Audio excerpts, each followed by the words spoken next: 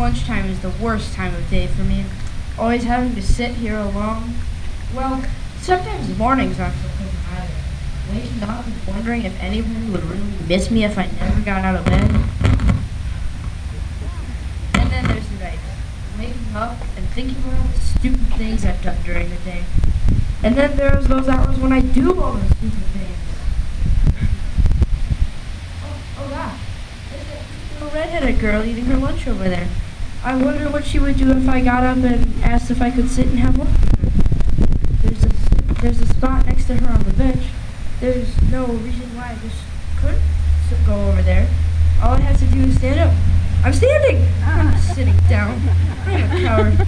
Oh my gosh, she's looking at me. She's looking at me.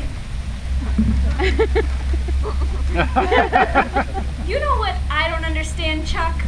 I don't understand love. Explain love to me, Chuck.